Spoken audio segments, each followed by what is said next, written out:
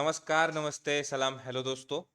मेरा नाम महेश है और मैं आपका स्वागत करता हूँ हमारे अपने चैनल लाइव ट्रेडिंग एम्परर में। क्योंकि रिस्क कम करो और एम्परर जोन के साथ ट्रेड करो। तो चलिए शुरू करते हैं वीकली रिजल्ट एनालिसिस। तो सबसे पहले हमारा इंडेक्स था वीकली का mid cap Nifty.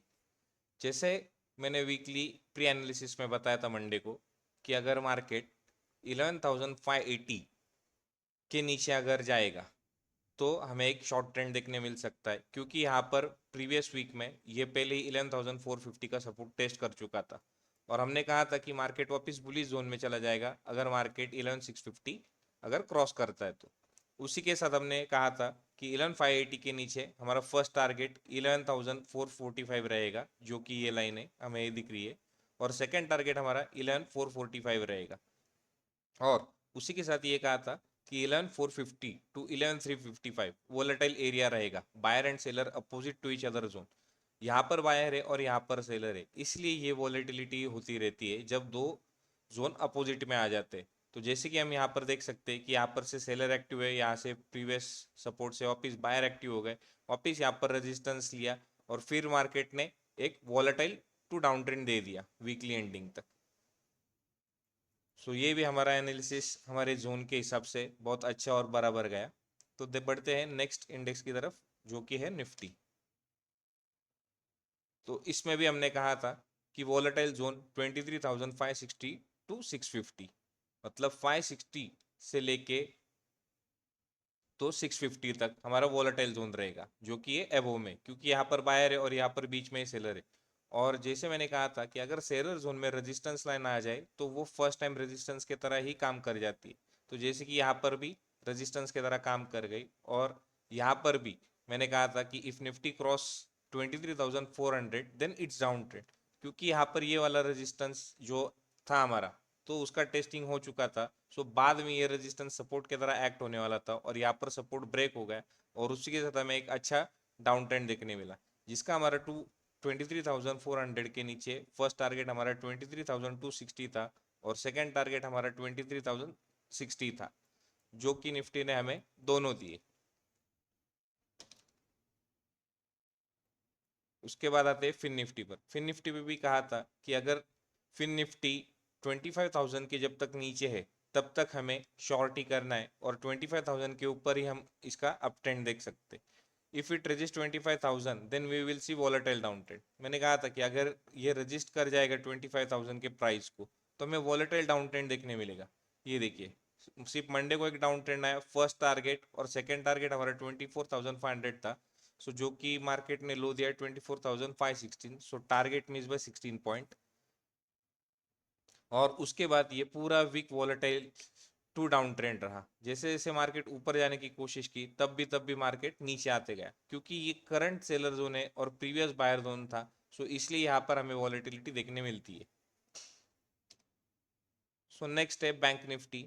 Bank Nifty कुछ ज़्यादा ही स्ट्रॉन्ग जोन में था और क्लोजिंग भी वापस ग्रीन जोन में ही दी है वीक के एंड तक।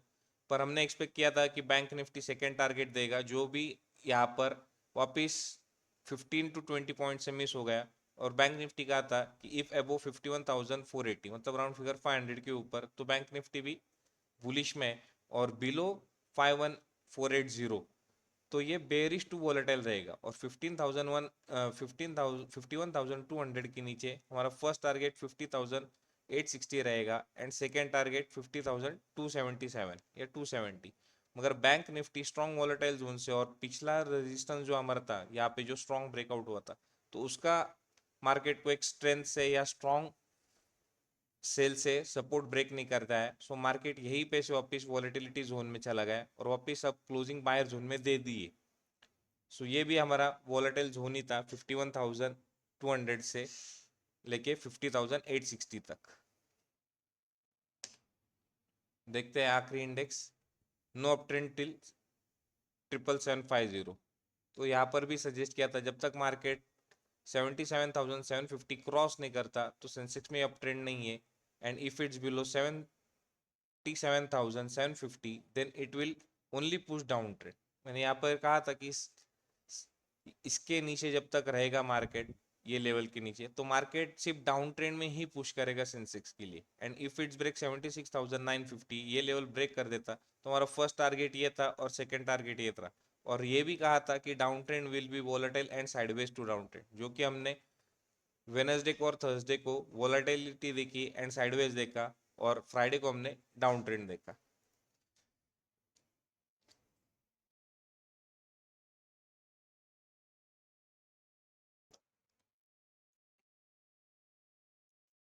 ये सिर्फ एनालिसिस नहीं था, एम्परर के बायर सेलर जोन का कमाल था। क्योंकि चार्ट पे कंफ्यूजन हो सकता है मगर एम्परर जोन में सॉल्यूशन मिल सकता है। तो अब देखते हैं स्टॉक एनालिसिस, पर उससे पहले लाइव ट्रेडिंग एम्परर चैनल को सब्सक्राइब अभी कीजिए और लाइव ट्रेडिंग एक्सपीरियंस के लिए हमारे साथ जुड़िए। तो देखते हैं, पहला स्टॉक्स हमारा था एमआरपीएल। एमआरपीएल का स्ट्रॉन्ग रेजिस्टेंस कहा था कि 138 है और down trend will be below 130। जब तक ये 130 के नीचे नहीं आएगा तब तक डाउन ट्रेंड नहीं रहेगा और ये स्ट्रॉन्ग रेजिस्टेंस की तरह एक्ट करेगा। और ये वीक में मंडे को ही कहा था कि this stock will be volatile to sideways for week. So ये पूरा वॉलेटिलिटी में हमें पूरा वीक दिखा, जो कि मार्केट ट्यूसडे वेडनेसडे थर्सडे को बार बार ऊपर जाने की कोशिश की और फ्राइडे को वापिस से नीचे आ गया। और कहा था कि इफ इट्स बिटवीन 139 टू 130, जब तक ये दोनों प्राइस में रहेगा तो ये बोथ साइड वोलेटाइल डायरेक्शन रहेगा। उसके बाद आते हैं टाटा स्टील पर। टाटा स्टील सजेस्ट किया था कि इसे सिर्फ शॉर्ट के लिए ट्राई करो और शॉर्ट के लिए बेस्ट प्राइजेस बताई थी। So suggested best price for short 150 to 156। ये बहुत बेहतरीन प्राइस थी क्योंकि यहाँ पर ये वोलेटाइल जोन होता था। और स्टॉक्स मैंने कहा है कि जब स्टॉक्स में टू कलर्स साइड में आ जाते हैं तो वो सेशन बहुत ही उस साइड में जाने की डायरेक्शन में कोशिश करता है। मतलब यहाँ पर दो रेड जोन है, सेलर जोन है। So market will prefer only seller zone side if it's in the seller zone. So यहाँ पर हमें वही देखने मिला, जैसे कि यहाँ पर सजेस्ट किया था कि यहाँ पर शॉर्ट करो 155 टू 156 और स्टॉप लॉस बहुत ही 0.50 पैसे का था।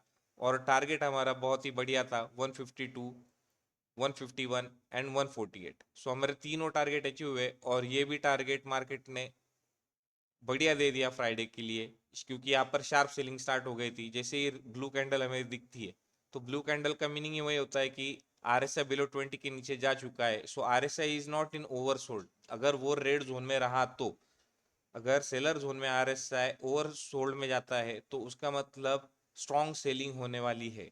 तो हमें यही देखने मिला टाटा स्टील में, और बहुत ही अच्छे तरीके से मार्केट 152 से लेके 140 तक फ्री फॉल हुआ टाटा स्टील। बढ़ते हैं अंबुजा सीमेंट के लिए। तो जैसे हम यहाँ पर देख सकते हैं, if it's break 543 we can expect target till 549। अगर ये 543 का हमने ब्रेकआउट एक्सपेक्ट किया था तो हम सोचे थे कि वीकली एंड तक हमें 549 का टारगेट मिल सकता है, जो कि हमें नहीं मिला। सो ये टारगेट हमारा मिस हो गया और ये सेल के लिए सजेस्टेड नहीं था। If it go below 534 we will see volatile zone.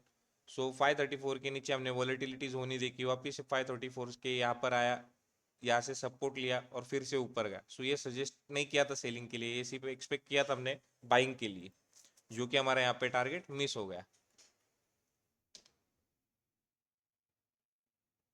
उसके बाद आते हैं पेटीएम पर।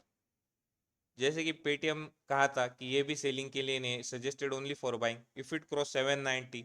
अगर ये 790 क्रॉस कर देता है तो हमारा फर्स्ट टारगेट 803 रहेगा और सेकंड टारगेट 824 823 रहेगा, जो कि हमें देखने मिला। और ये सजेस्टेड सिर्फ बाइंग के लिए था, सेलिंग के लिए नहीं था, क्योंकि यहाँ पर बहुत ही स्ट्रॉन्ग बाइंग जोन था। जैसे ही मार्केट यहाँ पर R3 के ऊपर था, तो ये बहुत स्ट्रॉन्ग बाइंग जोन होता है और यहाँ पर का R3 लेवल भी यहाँ पर 790 पर आ चुका था।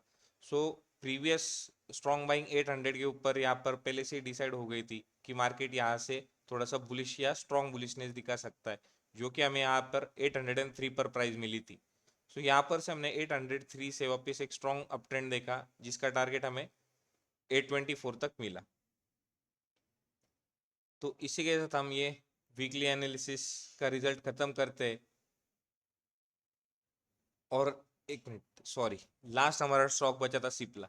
ये मैंने कहा था कि it is an highly volatile zone for this week, it will be for non tradable. So ये ट्रेडिंग के लिए था ही नहीं सिप्ला स्टॉक, क्योंकि आप देख सकते हैं कि यहाँ पर बीच में सेलर है, ऊपर बायर है और नीचे भी बायर थे।